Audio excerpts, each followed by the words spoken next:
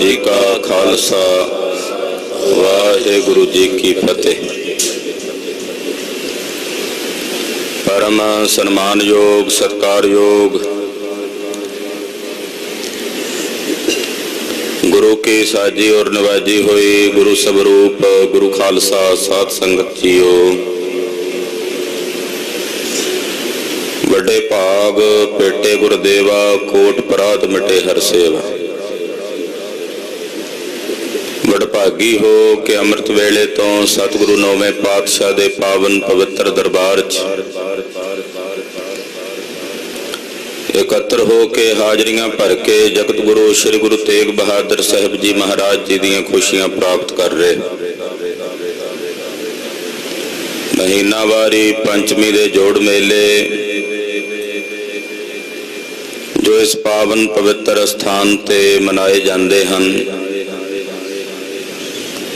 अज पंचमी दे जोड़ मेले मनाउंदे अमृत वेले तो आप जी हाजरियां भर के दूरों दरेडियों संगतां हाजरियां भर के सतगुरां दे पावन सरोवर जिथे चुबियां ला रहे ने उत्थे नाल गुरु की संगत विच चल रहे गुरबाणी दे कीर्तन ते कथा दे प्रवाह विच भी चुबियां ला रहे ने। मेरी पीरी दे मालक छेवें पातशाह जगत गुरु श्री गुरु हरगोबिंद साहब जी महाराज पंज प्याले पंज पीर छठम पीर बैठा गुर भारी अर्जन काया पलट कै मूरत हरगोबिंद सवारी। चली पीढ़ी सोडियां रूप दिखावन वारो वारी दल भंजन गुर सूरमा वड जोधा बहु परोपकारी। छेवें पातशाह श्री गुरु हरगोबिंद साहब मेरी पीरी दे मालक सतगुरु जी दा अज ज्योति जोत दिवस दिहाड़ा है। कीरतपुर साहब दी पावन पवित्र धरती ते छेवें पातशाह ने सतवें गुरुदेव श्री गुरु हरराय साहब जी महाराज जी नूं गुरता गद्दी दिती और आप सतगुरु जी ने सचखंड जाण दी तैयारी की। संगत विच इतना प्रेम ते प्यार महाराज छेवें पातशाह दा गुरसिख व्याकुल ने बेबल ने जिहड़ी रात लंघ के गई है। इस रात सतगुरां ने तैयारी की सी अमृत वेले जाण दी। एक तंबू गुरुद्वारा पतालपुरी साहब वाले स्थान ते महाराज जी ने लवा लिया। वचन किया कि इस दा दरवाजा जो है वो गुरु हरराय साहब खोलणगे। उहदे विच जाण तो पहला संगत नूं छेवें पातशाह जी ने उपदेश दिता जो पावन वचन अपने मुखार बिंद चों उचारण कीते कि मांगना मांगन नीका हर जस प्रभ ते मांगना। ये पावन वचन ये पवित्र उपदेश जागना जागन नीका हर कीर्तन मह जागना। ये पावन शब्द अपने मुखार बिंद चों उचारण करके श्री गुरु हरगोबिंद साहब जी ने संगत नूं उपदेश दिता और अमृत वेले ज्योति जोत रली संपूर्ण थी आराम दी खेड़ नूं प्राप्त हो गए। जिस वक्त महाराज जी दा पावन शरीर अंगीठे ते सजा करके अंतिम संस्कार किया गया तो राजपुताने का एक राजा गुरु साहब नाल इन्ना प्रेम करता सी कि छेवें पातशाह की बलदी हुई चिखा विच उन्हें अपना सीस रखिया ते नाल ही सड़ के अपना शरीर त्याग गया।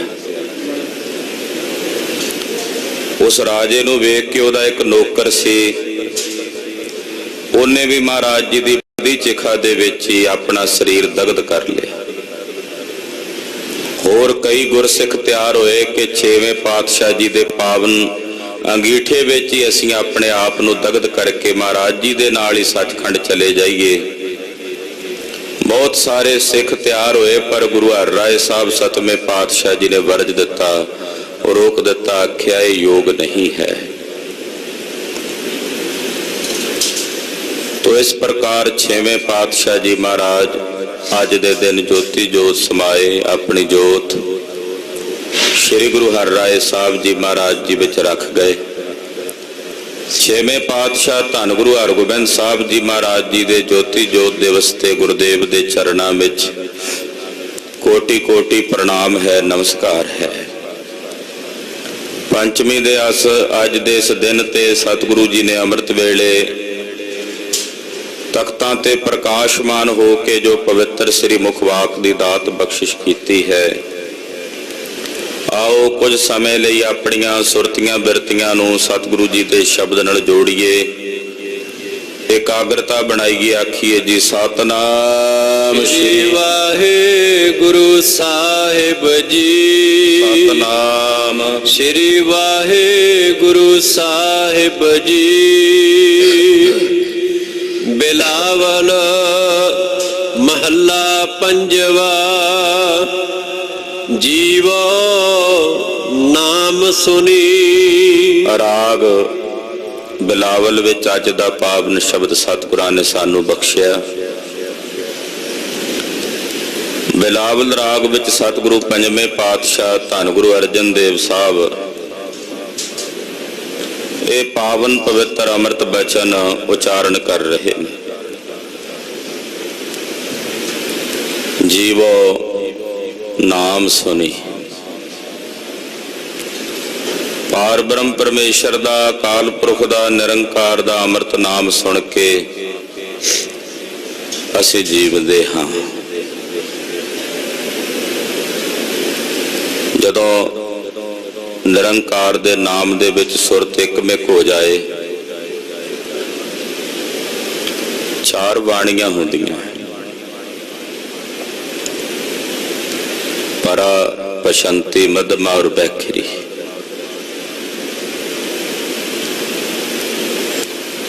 यदि प्रक्रिया इस तरह कि जदों साडी नाभि दे विचों पवन उठदी है, क्योंकि शब्द सीधा जुबान ते तां नहीं आ जांदा, ਉਹਨੂੰ बाहर लियाउण वास्ते पहला साडी नाभि चों एक प्राण उपर नूं उठदा है। उदों शब्द नहीं बने हुंदे, केवल हवा उपर उठदी है। शब्द बनने हुंदे ने अगे आके। जदों नाभि विचों वो आवाज, वो धुनी उठदी है, ਉਹਨੂੰ परा कहंदे। नाभि चों उठ के वो नाद, वो आवाज साडी जिहड़ी हिरदे वाली थां है इत्थे आउंदी है, दिल वाली जगह ते। तां इत्थे आके उस बाणी नूं कहा जांदा पशंती। हिरदे दे स्थान तो उपर उठ के जदों कंठ विच आ जाए तां उहनूं कहंदे आ मध्यमा। फिर कंठ दे विचों रसना तो बोलिया जाए, जिवें हुण दास बोल रहा है, जिहड़े शब्द तुहाडे तक जा रहे ने बोलण दी प्रक्रिया नाल, इहनूं कहंदे ने वैखरी बाणी। पर साधना विच इहदे तो उल्ट चलदा।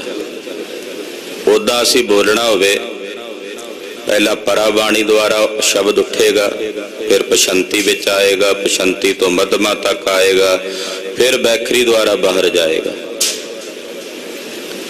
पर जदों गुरमुख नाम की कमाई करते ने, नाम की साधना करते ने, तो वह पहला बैखरी तो शुरू होंदा। रसना द्वारा वाहिगुरु वाहिगुरु वाहिगुरु वाहिगुरु, फिर वो साडे कंठ विच आउणा मध्यमा तक। तो कंठ दे विचों फिर वाहिगुरु वाहिगुरु वाहिगुरु, फिर रसना नहीं करेगी, कंठ करेगा। कंठ दे विचों फिर वो शब्द हिरदे वाले स्थान ते आवेगा, कंठ भी रुक जाएगा। हिरदे वाले स्थान तो वाहिगुरु दी धुनी जिहड़ी है वो हिरदे वाली जगह तो पशंती द्वारा होवेगी। उत्थों फिर वो शब्द साडी जिहड़ी परा बाणी है नाभि, उत्थे जाके चोट करेगा। जदों उत्थे चोट करेगा फिर वो गुरमुख रोम रोम हर त्यावै दी खेड़ तो प्राप्त होवेगा। जदों परा बाणी द्वारा सिमरन साधना हुंदी है ਉਦੋਂ ਨਾਮ ਵਿੱਚ ਇੱਕ ਮਿਕਤਾ ਹੋ ਜਾਂਦੀ ਹੈ। ਉਸ ਵਕਤ ਇਹ ਅਵਸਥਾ ਬਣਦੀ ਹੈ ਕਿ ਹੇ ਪ੍ਰਭੂ, ਮੈਂ ਤੇਰਾ ਨਾਮ ਸੁਣ ਸੁਣ ਕੇ ਜੀਵਦਾ ਹਾਂ। ਜਿੰਨੇ ਰੋਮ ਨੇ ਸਰੀਰ ਦੇ, ਇਹ ਸਾਰੇ ਜੇਬਾਂ ਬਣ ਜਾਂਦੇ ਨੇ, ਔਰ ਇਹ ਲੱਖਾਂ ਜੀਭਾਂ ਪਰਮੇਸ਼ਰ ਦੇ ਅੰਮ੍ਰਿਤ ਨਾਮ ਨੂੰ ਉਚਾਰਦੀਆਂ ਨੇ। ਔਰ ਆਹ ਜਿਹੜੇ ਕੰਨ ਨੇ, ਇਹਨਾਂ ਕੰਨਾਂ ਤੋਂ ਇਲਾਵਾ ਇੱਕ ਹੋਰ ਕੰਨ ਨੇ ਸੁਰਤ ਦੇ, ਜਿੱਥੇ ਉਸ ਨਾਮ ਨੂੰ ਸੁਣਿਆ ਜਾਂਦਾ ਹੈ, ਔਰ ਸੁਣ ਸੁਣ ਕੇ ਫਿਰ ਸਾਧਕ ਜੀਵਦੇ ਨੇ। ਜੀਵੋ ਨਾਮ ਸੁਣੀ, ਹਰੀ ਦਾ ਅੰਮ੍ਰਿਤ ਨਾਮ ਸੁਣ ਕੇ ਅਸੀਂ ਜੀਵਦੇ ਹਾਂ। ਜੋ ਸੋ ਪ੍ਰਸੰਨ ਭਏ ਗੁਰ ਪੂਰੇ, ਤਬ ਮੇਰੀ ਆਸ ਪੁਨੀ। ਜਦੋਂ ਮੇਰੇ ਸਤਿਗੁਰੂ ਜੀ ਸਾਡੇ ਤੇ ਵਿਸ਼ੇਸ਼ ਕਰਕੇ ਪ੍ਰਸੰਨ ਹੋਏ, ਸੋ ਪ੍ਰਸੰਨ ਦਾ ਅਰਥ ਕਰਾਂਗੇ ਵਿਸ਼ੇਸ਼ ਕਰਕੇ ਪ੍ਰਸੰਨ ਹੋਣਾ। ਸੋ ਪ੍ਰਸੰਨ, ਇੱਕ ਤਾਂ ਹੁੰਦਾ ਪ੍ਰਸੰਨ ਹੋਣਾ, ਇੱਕ ਹੁੰਦਾ ਵਿਸ਼ੇਸ਼ ਪ੍ਰਸੰਨ ਹੋਣਾ। ਜਦੋਂ ਸਾਡੇ ਸਤਿਗੁਰੂ ਪੂਰੇ ਜੀ ਸਾਡੇ ਤੇ ਵਿਸ਼ੇਸ਼ ਕਰਕੇ ਪ੍ਰਸੰਨ ਹੋਏ, ਤਬ ਉਸ ਵੇਲੇ ਮੇਰੀ ਆਸ ਪੁੰਨੀ, ਮੇਰੇ ਮਨ ਦੀਆਂ ਜਿਹੜੀਆਂ ਆਸਾਂ ਸਾਨੂੰ ਪੂਰਨ ਹੋ ਗਈਆਂ। ਜਦੋਂ ਮੇਰੇ ਸਤਿਗੁਰੂ ਜੀ ਸਾਡੇ ਤੇ ਪ੍ਰਸੰਨ ਹੋਏ ਤੇ ਆਸਾਂ ਪੂਰਨ ਹੋ ਗਈਆਂ, ਸਭੇ ਆਸਾਂ ਪੂਰੀਆਂ। ਇਹ ਵੀ ਇੱਕ ਅਵਸਥਾ ਹੈ ਜਿੱਥੇ ਜਾ ਕੇ ਸਾਰੀਆਂ ਆਸਾਂ ਪੂਰਨ ਹੋ ਜਾਂਦੀਆਂ। ਨਹੀਂ ਤਾਂ ਬੰਦਾ ਮਰ ਜਾਂਦਾ, ਮੁੱਕ ਜਾਂਦਾ, ਆਸਾਂ ਨਹੀਂ ਮੁੱਕਦੀਆਂ। ਉਹ ਆਸਾ ਖਤਮ ਹੀ ਨਹੀਂ ਹੁੰਦੀ। ਆਸਾ ਮਨਸਾ ਬੰਧਨੀ ਭਾਈ, ਉਹ ਜੀਵ ਨੂੰ ਬੰਨੀ ਰੱਖਦੀਆਂ ਨੇ। ਪਰ ਇੱਕ ਅਵਸਥਾ ਐਸੀ ਹੁੰਦੀ ਹੈ ਜਿੱਥੇ ਜਾ ਕੇ ਆਸਾਂ ਪੂਰਨ ਹੋ ਜਾਂਦੀਆਂ, ਕੋਈ ਆਸ ਰਹਿੰਦੀ ਨਹੀਂ।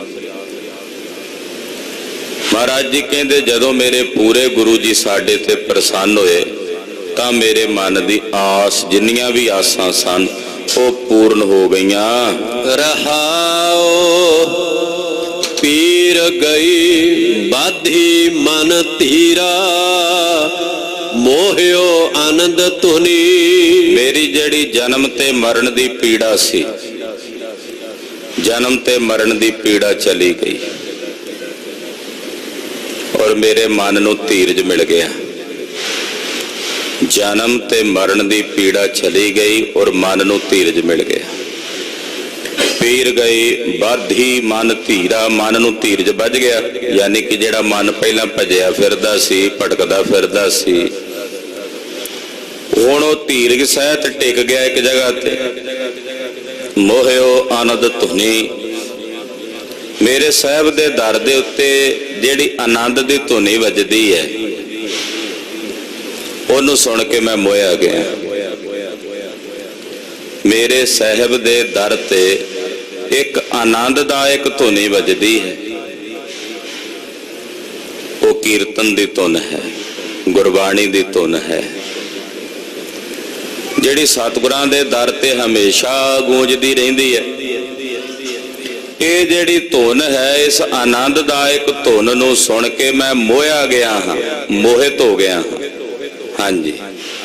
ਉਪਜਿਓ ਚਾਓ ਮਿਲਨ ਪ੍ਰਭ ਪ੍ਰੀਤਮ, ਰਹਿਨ ਨਾ ਜਾਏ ਖਿਨੀ। ਉਪਜਿਓ ਚਾਓ, ਮੇਰੇ ਮਨ 'ਚ ਚਾਅ ਪੈਦਾ ਹੋਇਆ ਆਪਣੇ ਉਸ ਪ੍ਰੀਤਮ ਪ੍ਰਭੂ ਨੂੰ ਮਿਲਣ ਵਾਸਤੇ, ਪਿਆਰੇ ਰੱਬ ਜੀ ਨੂੰ ਮਿਲਣ ਵਾਸਤੇ ਮੇਰੇ ਮਨ 'ਚ ਚਾਅ ਉਪਜਿਆ। ਇਤਨਾ ਚਾਅ ਕਿ ਹੁਣ ਇੱਕ ਖਿੰਨ ਮਾਤਰ ਵੀ ਉਸ ਵਾਹਿਗੁਰੂ ਪਾਰ ਬ੍ਰਹਮ ਪਰਮੇਸ਼ਰ ਤੋਂ ਬਿਨਾਂ ਰਹਿ ਨਹੀਂ ਹੁੰਦਾ। ਰਹਿਣ ਨਾ ਜਾਏ ਖਿਨੀ, ਮੇਰੇ ਮਾਲਕ ਮੇਰੇ ਪ੍ਰਭੂ ਨੂੰ ਮਿਲਣ ਦਾ ਮੇਰੇ ਹਿਰਦੇ 'ਚ ਚਾਅ ਪੈਦਾ ਹੋਇਆ ਕਿ ਹੁਣ ਉਹਦੇ ਤੋਂ ਬਿਨਾਂ ਇੱਕ ਖਿੰਨ ਮਾਤਰ ਦਾ ਸਮਾਂ ਵੀ ਮੇਰੇ ਪਾਸੋਂ ਰਹਿ ਨਹੀਂ ਹੁੰਦਾ। ਉਹ ਰਹਿ ਨਾ ਸਕਾਂ ਬਿਨ ਦੇਖੇ ਮੇਰੇ ਪ੍ਰੀਤਮਾ, ਮੋਹਿ ਨੀਰ ਵਹੇ ਵਹਿ ਚੱਲੇ ਜੀ। ਰਹਿਣ ਨਾ ਜਾਏ ਖਿਨੀ, ਕਦੇ ਅਵਸਥਾ ਸਾਡੀ ਬਣ ਆਵੇ ਜਦੋਂ ਸੁਬਹ ਅੰਮ੍ਰਿਤ ਵੇਲੇ ਉੱਠੀਏ ਇਸ਼ਨਾਨ ਪਾਨ ਕਰਨ ਤੋਂ ਬਾਅਦ ਸਤਿਗੁਰੂ ਜੀ ਦੇ ਦਰਸ਼ਨਾਂ ਦੀ ਇੰਨੀ ਤੀਵਰ ਪਿਆਸ ਲੱਗੇ ਕਿ ਇੱਕ ਖਿੰਨ ਮਾਤਰ ਵੀ ਰਿਹਾ ਨਾ ਜਾਵੇ। ਇਹ ਪਿਆਸ ਸਾਡੇ ਹਿਰਦੇ 'ਚ ਲੱਗ ਜਾਏ। ਅਸੀਂ ਕਦੇ ਦਰਸ਼ਨ ਕਰ ਲਏ, ਕਦੇ ਨਾ ਕੀਤੇ, ਕਦੇ ਕਿਸੇ ਨੇ ਕਿਹਾ ਤੇ ਉਹਦੇ ਕਹਿਣ ਤੇ ਚਲੇ ਗਏ। ਪਰ ਐਸੇ ਗੁਰਸਿੱਖ ਵੀ ਹਨ ਜਿਨ੍ਹਾਂ ਦਾ ਨਿਯਮ ਹੈ ਕਿ ਉਹ ਆਪਣੇ ਮਾਲਕ ਦੇ ਦਰਸ਼ਨਾਂ ਬਿਨਾਂ ਨਹੀਂ ਰਹਿ ਸਕਦੇ। ਰਾਤ ਨੂੰ ਸੌਣ ਤੋਂ ਪਹਿਲਾਂ ਉਹਨਾਂ ਅੰਦਰ ਚਾਹ ਹੁੰਦਾ ਵੀ ਸਵੇਰੇ ਉੱਠ ਕੇ ਸਤਿਗੁਰਾਂ ਦੇ ਦਰਬਾਰ 'ਚ ਜਾਣਾ। ਇਹ ਵੀ ਇੱਕ ਰਸ ਹੈ। ਦੇਵਨੇਤ ਜੇ ਕਿਸੇ ਦਿਨ ਕਿਸੇ ਕਾਰਨ ਗੁਰੂ ਸਾਹਿਬ ਦੇ ਦਰਸ਼ਨ ਨਾ ਕਰ ਸਕੇ, ਏਦਾਂ ਜਾਫੇ ਜਿਵੇਂ ਚਾਰੇ ਪਾਸੇ ਪਰਲੋਈ ਮਚ ਗਈ ਹੈ। ਉਹਦੇ ਲਈ ਉਹ ਦਿਨ ਏਦਾਂ ਉਹਨੂੰ ਬਤੀਤ ਹੁੰਦਾ ਵੀ ਪਤਾ ਨਹੀਂ ਅੱਜ ਕਿੱਡਾ ਵੱਡਾ ਗੁਨਾਹ ਹੋ ਗਿਆ ਮੇਰੇ ਕੋਲੋਂ, ਕਿੱਡਾ ਵੱਡਾ ਪਾਪ ਹੋ ਗਿਆ ਕਿ ਮੈਂ ਆਪਣੇ ਮਾਲਕ ਦੇ ਦਰਸ਼ਨ ਨਹੀਂ ਕਰ ਸਕਿਆ। ਇਹਨੂੰ ਨੇਮ ਕਹਿੰਦੇ ਆ। ਵਿਦਵਾਨ ਤੇ ਸ਼ਾਸਤਰ ਇਹਦੇ ਬਾਰੇ ਕਹਿੰਦੇ ਆ। ਨੇਮ ਕਿਸ ਨੂੰ ਕਹਿੰਦੇ ਆ? ਸੁਣੋ, ਧਿਆਨ ਨਾਲ ਸੁਣਨਾ ਇਹ ਬਚਨ। ਨੇਮ ਜਿਸ ਦੇ ਨਾ ਕੀਤਿਆਂ ਪਾਪ ਹੋਵੇ ਔਰ ਕੀਤੇ ਦਾ ਕੋਈ ਪੁੰਨ ਨਾ ਹੋਵੇ। ਆਖੋ ਸਤਿਨਾਮ ਸ੍ਰੀ ਵਾਹਿਗੁਰੂ। ਨੇਮ ਕਿਹਨੂੰ ਕਹਿੰਦੇ ਆ? ਜਿਸ ਦੇ ਨਾ ਕੀਤਿਆਂ ਪਾਪ ਲੱਗੇ ਔਰ ਕੀਤਿਆਂ ਕੋਈ ਪੁੰਨ ਨਾ ਹੋਵੇ, ਉਹਨੂੰ ਨੇਮ ਕਹਿੰਦੇ ਆ। ਨਿਤਨੇਮ ਨਾ ਕਰੀਏ ਤੇ ਪਾਪ ਲੱਗੇਗਾ, ਕਰੀਏ ਤੇ ਕੋਈ ਪੁੰਨ ਨਹੀਂ ਹੈ। ਯਾਨੀ ਕਿ ਜਦੋਂ ਨਿਤਨੇਮ ਕਰਨਾ ਹੈ ਉਦੋਂ ਕਾਮਨਾ ਨਾ ਹੋਵੇ ਕਿ ਮੈਨੂੰ ਪੁੰਨ ਪ੍ਰਾਪਤ ਹੋਵੇਗਾ, ਉਦੋਂ ਸੁੱਤੇ ਸਿੱਧ ਹੋ ਜਾਏ। ਜੋ ਸੁੱਤੇ ਸਿੱਧ ਹੀ ਹੁੰਦਾ ਚੱਲਿਆ। ਸਵਾਸ ਆ ਰਹੇ ਨੇ, ਜਾ ਰਹੇ ਨੇ, ਨਾ ਆਵਣ, ਔਖੇ ਆਵਣ, ਦਿੱਕਤ ਹੈ ਨਾ। ਜੇ ਸੁੱਤੇ ਸਿੱਧ ਚੱਲ ਰਹੇ ਨੇ ਤਾਂ ਉਹਦਾ ਚੱਲ ਹੀ ਰਹੇ ਨੇ। ਤੋ ਨਿਤਨੇਮ ਸਾਡੀ ਸਵਾਸਾਂ ਦੀ ਪ੍ਰਕਿਰਿਆ ਮੁਤਾਬਕ ਹੈ ਕਿ ਉਹ ਜਿਵੇਂ ਸਵਾਸ ਚੱਲਦੇ ਨੇ ਤਾਂ ਨਿਤਨੇਮ ਚੱਲੀ ਚੱਲੇ। ਨਾ ਹੋਵੇ ਤਾਂ ਦਿੱਕਤ ਹੈ, ਹੁੰਦਾ ਹੋਵੇ ਤਾਂ ਕੋਈ ਦਿੱਕਤ ਨਹੀਂ, ਉਹ ਤਾਂ ਹੋ ਰਿਹਾ। ਪਰ ਉਹਦੀ ਕਾਮਨਾ ਨਾ ਹੋਵੇ ਕਿ ਮੈਂ ਇੰਨਾ ਨਿਤਨੇਮ ਕੀਤਾ ਤੇ ਇੰਨਾ ਫਲ ਹੋਵੇ। ਇਸ ਕਰਕੇ ਵਿਦਵਾਨ ਤੇ ਮਹਾਂਪੁਰਸ਼ ਕਹਿ ਦਿੰਦੇ ਆ ਕਿ ਜਿਸ ਦੇ ਕੀਤਿਆਂ ਕੋਈ ਪੁੰਨ ਨਹੀਂ ਹੈ ਔਰ ਨਾ ਕੀਤਿਆਂ ਪਾਪ ਜ਼ਰੂਰ ਲੱਗਦਾ। ਤੋ ਗੁਰਸਿੱਖਾਂ ਨੇ ਨੇਮ ਬਣਾਉਣਾ ਆਪਣਾ। ਕਿਸੇ ਵੀ ਕਰਮ ਨੂੰ ਤੁਸੀਂ 3 ਮਹੀਨਿਆਂ ਤੱਕ ਲਗਾਤਾਰ ਕਰ ਲਵੋ ਬਿਨਾਂ ਨਾਗਾ। ਉਹ ਰੂਟੀਨ ਬਣਾ ਲਓ ਵੀ ਇੰਨੇ ਵਜੇ ਇੰਨੇ ਮਿੰਟਾਂ ਤੇ ਆ ਕੰਮ ਕਰਨਾ। 3 ਮਹੀਨਿਆਂ ਬਾਅਦ ਸਾਡੇ ਸਰੀਰ ਨੂੰ ਪਰਮੇਸ਼ਰ ਨੇ ਇਸ ਤਰੀਕੇ ਦਾ ਬਣਾਇਆ ਹੋਇਆ ਕਿ ਉਹਦੀ ਆਦਤ ਬਣ ਜਾਏਗੀ। ਕਿਸੇ ਵੀ ਵਸਤੂ ਨੂੰ ਤੁਸੀਂ ਕਿਸੇ ਵੀ ਪ੍ਰਕਿਰਿਆ ਨੂੰ 3 ਮਹੀਨੇ ਲਗਾਤਾਰ ਦੁਹਰਾਈ ਚਲੇ ਜਾਓ, ਦੁਹਰਾਈ ਚਲੇ ਜਾਓ। 3 ਮਹੀਨਿਆਂ ਬਾਅਦ ਉਹ ਆਪਣੇ ਆਪ ਉੱਪਰ। ਤੁਸੀਂ ਚਾਹ ਪੀਣ ਦਾ ਸਮਾਂ ਬਣਾ ਲਓ ਵੀ 9 ਵਜੇ ਚਾਹ ਪੀਣੀ ਹੈ। 3 ਮਹੀਨੇ ਲਗਾਤਾਰ ਪੀਂਦੇ ਚਲੇ ਜਾਓ। 90 ਦਿਨ ਬੀਤ ਜਾਣਗੇ ਨਾ ਤੇ 91 ਦਿਨ ਉਹ ਦਿਨ ਆਪਣੇ ਆਪ ਕਹੇਗਾ ਵੀ ਕੁਝ ਚਾਹੀਦਾ ਹੈ। 9 ਵੱਜਣਗੇ, ਉਬਾਸੀਆਂ ਆਉਣਗੀਆਂ। ਜਿਸ ਵੀ ਪ੍ਰਕਾਰ ਨਾਲ ਸਰੀਰ ਨੂੰ ਉਹਦੀ ਆਦਤ ਬਣੀ ਹੁੰਦੀ ਹੈ ਵੀ ਉਸ ਵੇਲੇ ਹੁਣ ਚਾਹ ਚਾਹੀਦੀ ਹੈ। ਇਹ ਤਾਂ ਆਮ ਕਰਕੇ ਸਾਰਿਆਂ ਦਾ ਹੀ। ਸਾਡੀ ਮੰਨ ਲਓ ਜਿਹੜੇ ਟਾਈਮ ਤੇ ਅਸੀਂ ਫਿਕਸ ਕੀਤੀ ਹੋਵੇ ਉਹ ਚਾਹ ਪੀਵਾਂਗੇ ਜਾਂ ਉਹ ਕੋਈ ਚੀਜ਼ ਜਿਹੜੀ ਛਕਣੀ ਉਹ ਛਕਾਂਗੇ ਤਾਂ ਜਾ ਕੇ ਸਾਡਾ ਸਰੀਰ ਕੰਮ ਕਰਦਾ। ਜਦੋਂ ਚਾਹ ਪੀ ਲੈਣ ਕਈ ਕਹਿੰਦੇ ਹਾਂ ਹੁਣ ਅੱਖਾਂ ਖੁੱਲ ਗਈਆਂ, ਹੁਣ ਦੱਸ ਕੀ ਗੱਲ, ਮੈਨੂੰ ਤਾਂ ਪਹਿਲਾਂ ਸਮਝ ਵੀ ਨਹੀਂ ਸੀ ਆਉਂਦੀ ਕੀ ਕਹਿੰਦਾ ਸੀ ਤੂੰ। ਆਦਤ ਬਣ ਜਾਂਦੀ ਹੈ ਨਾ। ਇਸੇ ਤਰ੍ਹਾਂ ਜਦੋਂ ਅਸੀਂ ਕਿਸੇ ਵੀ ਕਿਰਿਆ ਨੂੰ, ਚਾਹੇ ਉਹ ਨਿਤਨੇਮ ਦੀ ਕਿਰਿਆ ਹੈ, ਕਰਮ ਹੈ, ਉਹਨੂੰ ਬਾਰ-ਬਾਰ ਕਰਦੇ ਹਾਂ 3 ਮਹੀਨਿਆਂ ਤੋਂ ਬਾਅਦ ਫਿਰ ਉਹਦੀ ਰੁਟੀਨ ਬਣ ਜਾਂਦੀ। ਉਹਨੂੰ ਜਦੋਂ ਤੋੜਨਾ ਸ਼ੁਰੂ ਕਰ ਦਿਓ ਵਿੱਚੋਂ ਕਦੇ ਨਾਗਾ ਪਾਣਾ, ਫਿਰ ਉਹ ਰੁਟੀਨ ਟੁੱਟਣੀ ਸ਼ੁਰੂ ਹੋ ਜਾਂਦੀ ਹੈ। ਜਦੋਂ ਟੁੱਟਣ ਲੱਗ ਪਏ ਦੁਬਾਰਾ ਫਿਰ ਬਣਾਉਣ ਲਈ ਫਿਰ 3 ਮਹੀਨੇ ਲੱਗਣੇ ਆ। ਇਸ ਕਰਕੇ ਗੁਰਸਿੱਖ ਆਪਣੀ ਰੁਟੀਨ ਨੂੰ ਟੁੱਟਣ ਤੋਂ ਬਚਾਉਂਦੇ ਆ ਵੀ ਸਾਡਾ ਨਾਗਾ ਨਾ ਪਵੇ ਗੁਰੂ ਸਾਹਿਬ ਦੇ ਦਰਸ਼ਨਾਂ ਨੂੰ, ਗੁਰੂ ਕੀ ਬਾਣੀ ਪੜਨ ਨੂੰ, ਨਿਤਨੇਮ ਕਰਨ ਨੂੰ। ਇਹ ਸਾਡੇ ਜੀਵਨ ਦੀ ਖੁਰਾਕ ਹੈ, ਇਸ ਵੇਲੇ ਚਾਹੀਦੀ ਹੈ। ਤੋ ਮਹਾਰਾਜ ਸੱਚੇ ਪਾਤਸ਼ਾਹ ਕਹਿੰਦੇ ਜਿਹੜੇ ਰੱਬ ਦੇ ਦਰਸ਼ਨਾਂ ਦੇ ਕਾਂਖਾਵਾਨ ਹੁੰਦੇ ਨੇ, ਉਹਦੇ ਦਰਸ਼ਨਾਂ ਤੋਂ ਬਿਨਾਂ ਇੱਕ ਖਿੰਨ ਮਾਤਰ ਵੀ ਰਹਿਣਾ ਉਹਨਾਂ ਲਈ ਔਖਾ ਹੈ। ਇੱਕ ਘੜੀ ਨਾ ਮਿਲਤੇ ਤਾਂ ਕਲ ਯੁਗ ਹੋਤਾ, ਹੁਣ ਕਦ ਮਿਲੀਐ ਪ੍ਰਿਆ ਤੁਧ ਭਗਵੰਤਾ। ਇਹੋ ਜਿਹੀ ਅਵਸਥਾ ਉਹਨਾਂ ਦੀ ਬਣ ਜਾਂਦੀ ਹੈ। ਅਨਕ ਭਗਤ ਅਨਕ ਜਨ ਤਾਰੇ, ਸਿਮਰਹਿ ਅਨਕ ਮੁਨੀ। ਹੇ ਵਾਹਿਗੁਰੂ ਜੀ, ਤੁਸੀਂ ਆਪਣੇ ਅਨੇਕਾਂ ਭਗਤ ਅਨੇਕਾਂ ਜਨ ਇਹ ਸੰਸਾਰ ਤੋਂ ਤਾਰ ਦਿੱਤੇ ਹਨ। ਸਿਮਰਹਿ ਅਨਕ ਮੁਨੀ, ਅਨੇਕਾਂ ਹੀ ਐਸੇ ਮੁਨੀ ਹਨ ਹੇ ਵਾਹਿਗੁਰੂ ਜੀ ਜਿਹੜੇ ਤੁਹਾਨੂੰ ਸਿਮਰਦੇ ਨੇ। ਇੱਕ ਮੁਨੀ ਥੋੜੀ ਹੈ, ਕਿੰਨੇ ਹੀ ਮੁਨੀ ਨੇ ਜਿਹੜੇ ਤੁਹਾਨੂੰ ਸਿਮਰਦੇ ਆ। ਕਿੰਨੇ ਭਗਤ ਨੇ, ਕਿੰਨੇ ਜਨ ਨੇ ਮਹਾਰਾਜ, ਜਿਨ੍ਹਾਂ ਨੂੰ ਤੁਸੀਂ ਇਹ ਸੰਸਾਰ ਤੋਂ ਤਾਰਿਆ ਹੈ। ਅੰਧਲੇ ਟਿਕ ਨਿਰਧਨ ਤਨ ਪਾਇਓ, ਪ੍ਰਭ ਨਾਨਕ ਅਨਕ ਗੁਣੀ। ਮੈਨੂੰ ਅੰਨੇ ਨੂੰ ਤੁਹਾਡੀ ਟੇਕ ਹੈ, ਅੰਧਲੇ ਟੇਕ। ਮੈਂ ਅੰਧਲਾ ਹਾਂ ਮਹਾਰਾਜ, ਮੈਨੂੰ ਤੁਹਾਡੀ ਟੇਕ ਹੈ। ਮੈਂ ਨਿਰਧਨ ਹਾਂ, ਮੈਨੂੰ ਆਪ ਜੀ ਦੇ ਨਾਮ ਧਨ ਦੀ ਦਾਤ ਪ੍ਰਾਪਤ ਹੋਈ ਹੈ। ਪ੍ਰਭ ਨਾਨਕ ਅਨਕ ਗੁਣੀ। ਹੇ ਪ੍ਰਭੂ ਜੀ, ਤੁਸੀਂ ਅਨੇਕਾਂ ਗੁਣਾਂ ਦੇ ਮਾਲਕ ਹੋ। ਮੇਰੇ ਨਿਰਧਨੇ ਵਾਸਤੇ ਤੁਹਾਡਾ ਨਾਮ ਹੀ ਧਨ ਹੈ। ਮੈਂ ਅੰਧਲੇ ਵਾਸਤੇ ਤੁਹਾਡਾ ਨਾਮ ਹੀ ਮੇਰੇ ਲਈ ਟੋਹਣੀ ਹੈ। ਜਿਵੇਂ ਅੰਨੇ ਕੋਲ ਡੰਗਡੋਰੀ ਹੁੰਦੀ ਹੈ ਨਾ, ਟੋਹਣੀ ਹੁੰਦੀ ਹੈ, ਏਦਾਂ ਆਪ ਜੀ ਦਾ ਅੰਮ੍ਰਿਤ ਨਾਮ ਹੀ ਮੇਰੇ ਅੰਧਲੇ ਵਾਸਤੇ ਟੋਹਣੀ ਹੈ, ਔਰ ਮੈਂ ਨਿਰਧਨ ਵਾਸਤੇ ਧਨ ਹੈ। ਮਹਾਰਾਜ, ਤੁਸੀਂ ਅਨੇਕਾਂ ਗੁਣਾਂ ਦੇ ਮਾਲਕ ਹੋ।